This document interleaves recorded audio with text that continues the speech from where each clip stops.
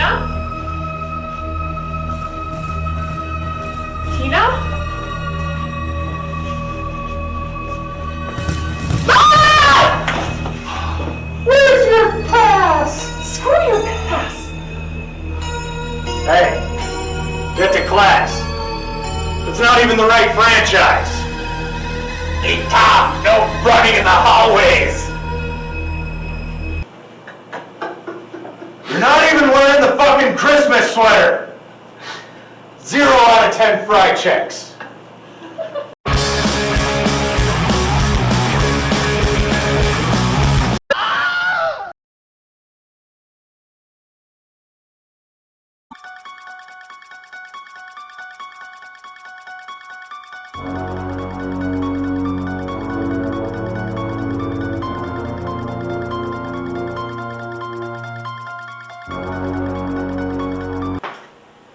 Hey, you, at the window, come on.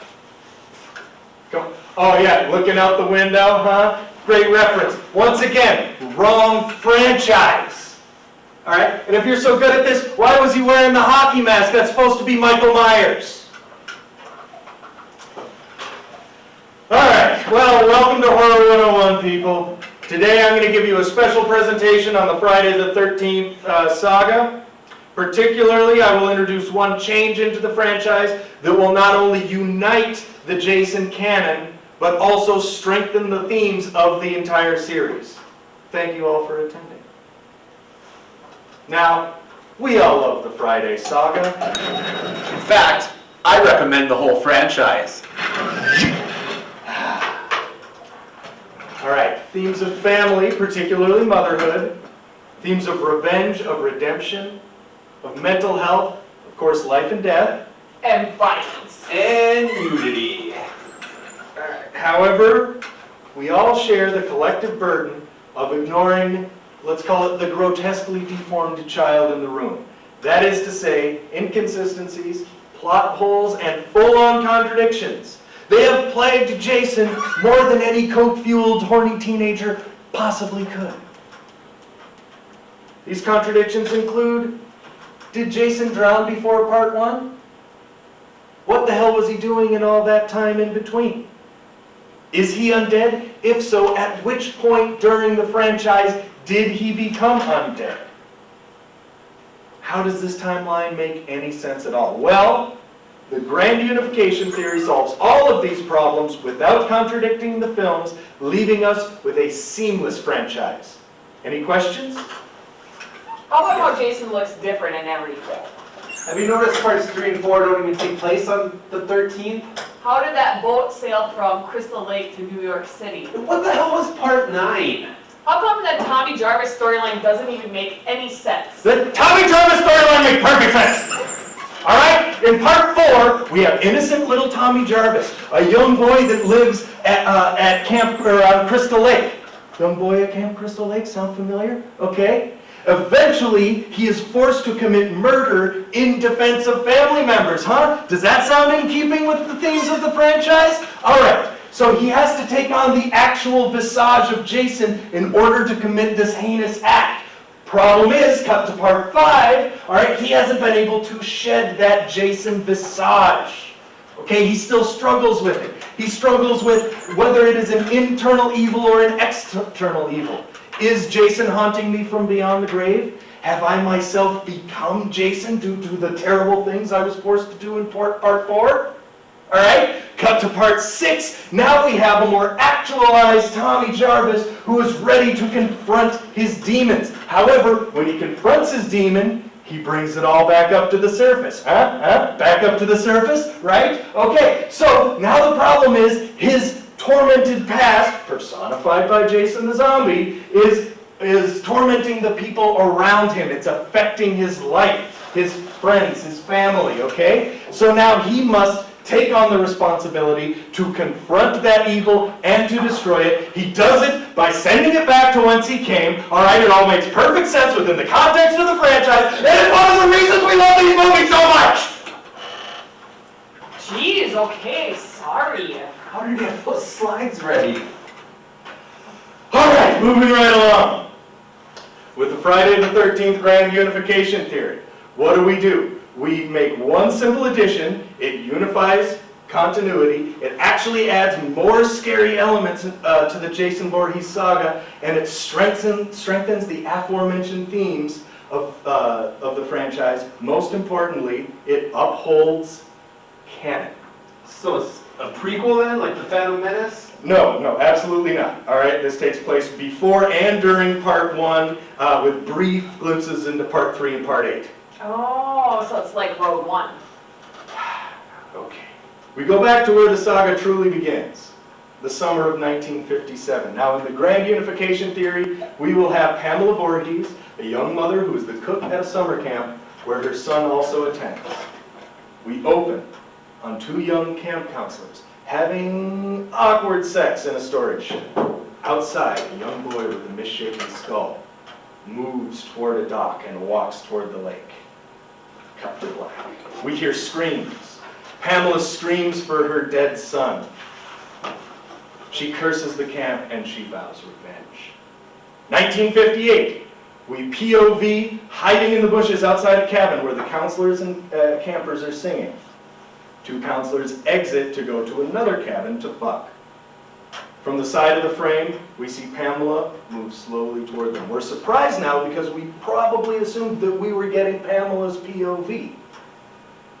But she enters from the side of the frame, she enters that second cabin, and we begin Friday the 13th, Part 1. Now, we'll stay in our POV, our point of view shot, outside the camp, where the Christie family and Pamela are getting the camp ready for business in the years that follow. We witness Pamela poison the well water, later start fires to keep the camp closed.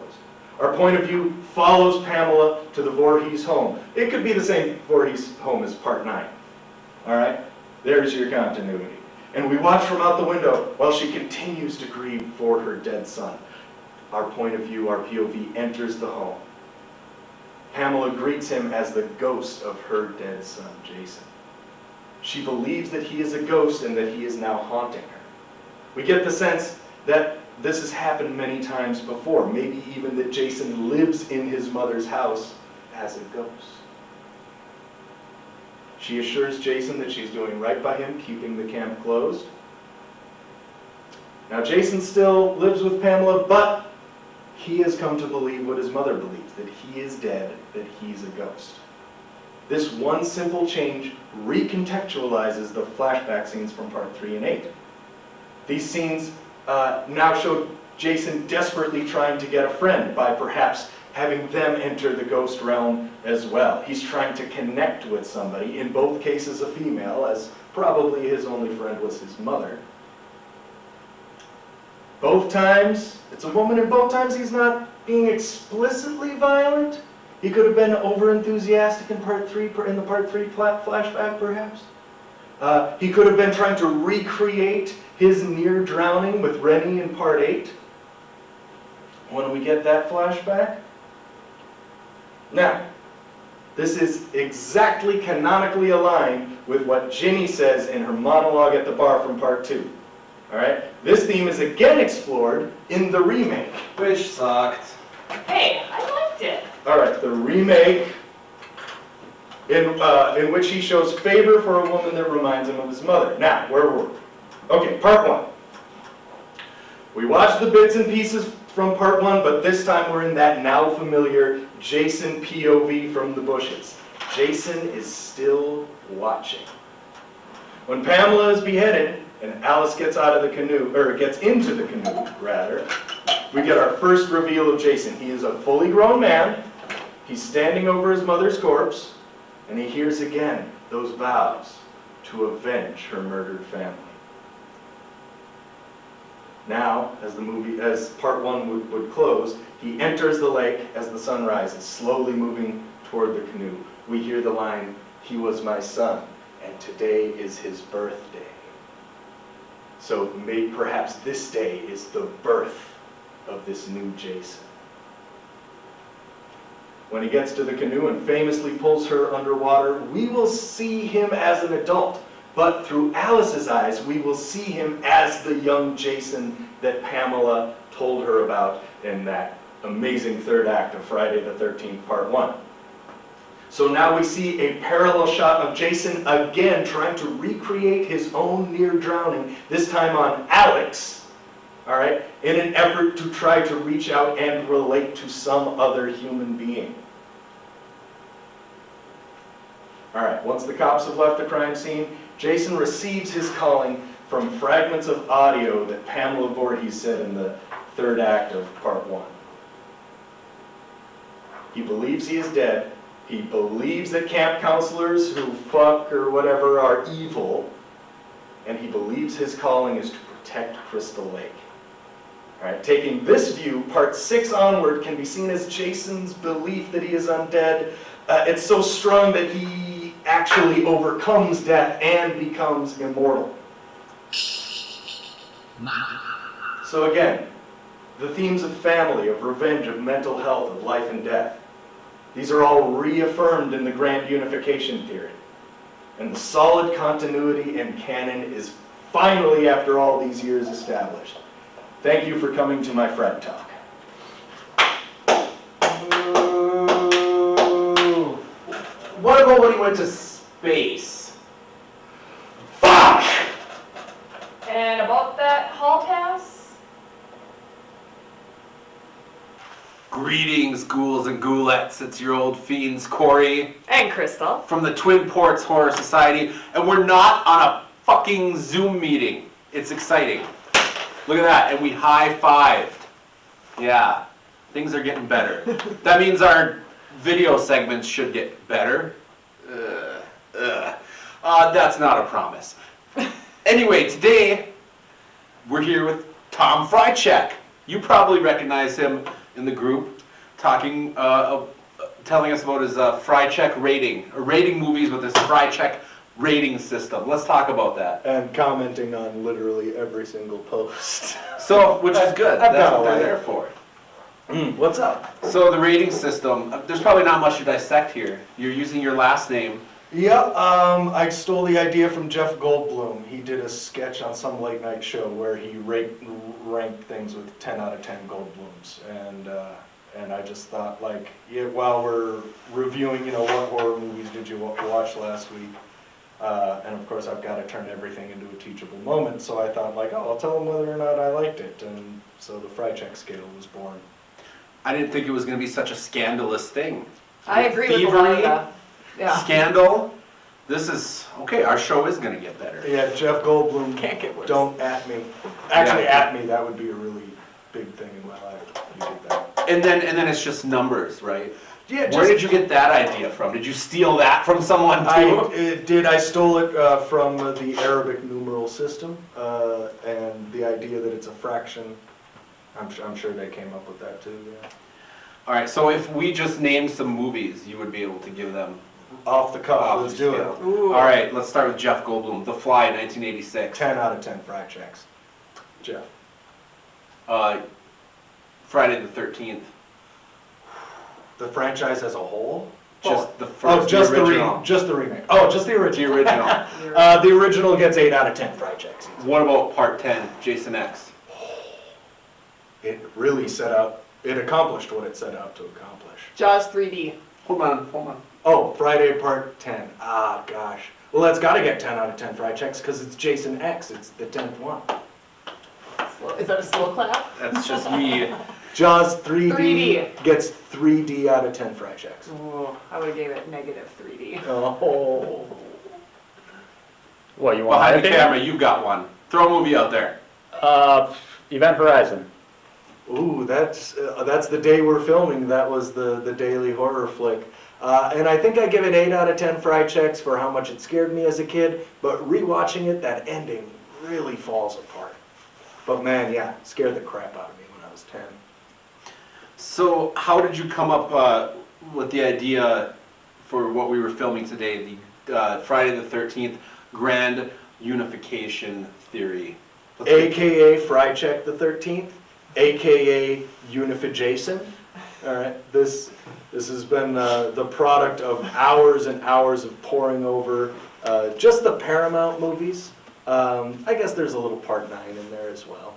But it's famously frustrating for all of us in the horror continuity that while Freddy has such strong continuity, and there's just one epic saga of Freddy, minus the remake, Jason doesn't have that. Jason is so slapdash that I tried to think of a way, like, let's bring it all together.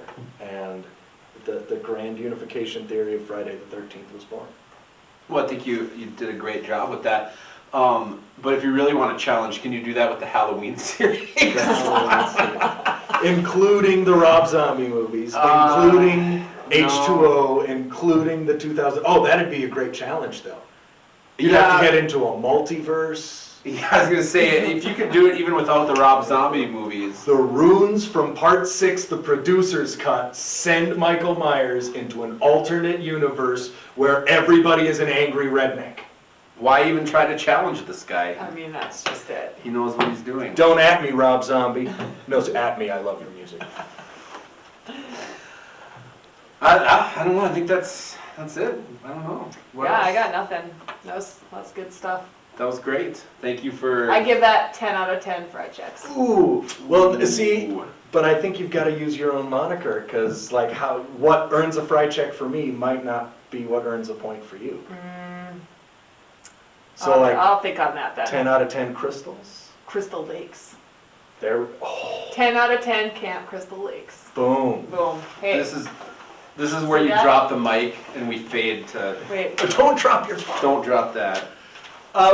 Before you cut away, just big TPHS thank you to you people for giving us hours and hours of free entertainment, for giving community to horror fans who we all love. Like, can't thank you enough. I have a ball on that Facebook page every day. Aw. You're not paying your membership fees like everyone else? Oh yeah, oh yeah. No, but thank you. Thank you very much. Bye, everybody. All right. Boo. Bye.